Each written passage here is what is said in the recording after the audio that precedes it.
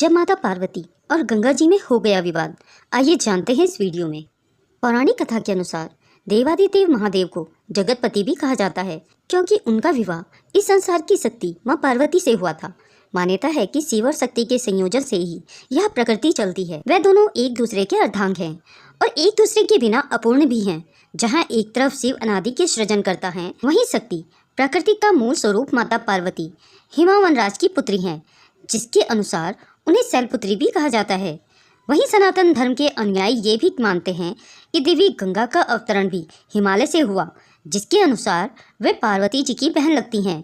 एक कथा के अनुसार इन दोनों बहनों में शिव जी को लेकर इतना विवाद बढ़ गया कि बात संभलने का नाम ही नहीं ले रही थी। आइए जानते हैं माता पार्वती और गंगा जी के इस विवाद की रोचक कथा। एक बार शिव जी अपने परम निवास कैलाश पर्वत पर ध्यानास्थ बैठे थे। साथ ही में माता पार्वती भी ध्यान में मग्न थी। शिव और शक्ति का यह सुंदर स्वरूप एक साथ बहुत सुंदर लग रहा था। एक तरफ जहां महादेव और महादेवी ध्यान मग्न थे, वहीं शिव जी के परम भक्त नंदी जी अपने प्रभु और माता की शोभा को निहार रहे थे। दोनों का यह सुंदर स्वरूप देखकर खुद ही नंदी जी के नेत्रों में आंसू बहने लगे।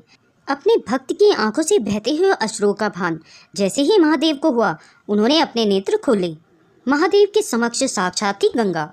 महादेव ने जैसे ही भक्त चिंता में नेत्र खोले, उन्होंने देखा कि सामने ही हाथ जोड़े गंगा खड़ी थी। गंगा को देखकर महादेव हैरान होते हुए बोले, देवी गंगा आप? महादेव के वचन सुनकर गंगा बोली, हे आदि पुरुष, आपके रूप को देखकर मैं आप पर मोहित हो गई हूँ। कृपया कर मुझे अपनी पत्नी रूप में स्वीकार करें। माता पार्वती का क्रोध।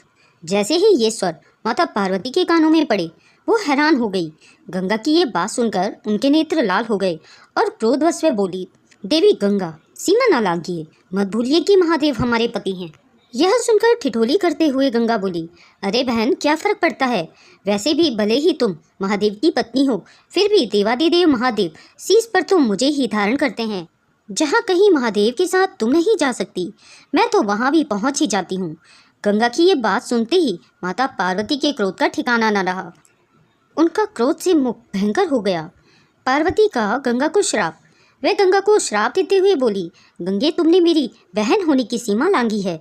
मैं तुम्हें श्राप देती हूँ, तुम में मृत शव बहेंगे।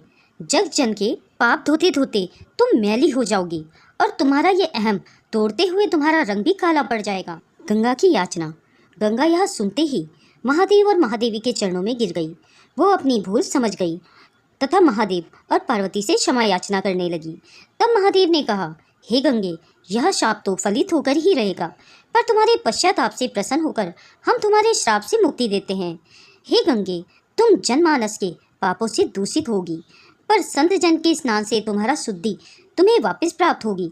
इस क्रम के बाद से ही गंगा में स्नान से पाप धुलने लगे। दोस्तों, अगर यह वीडियो आपको पसंद आई हो तो इसे लाइक और शेयर करें। अगर आप मेरे चैनल में नए हैं तो इसे सब्सक्राइब करें।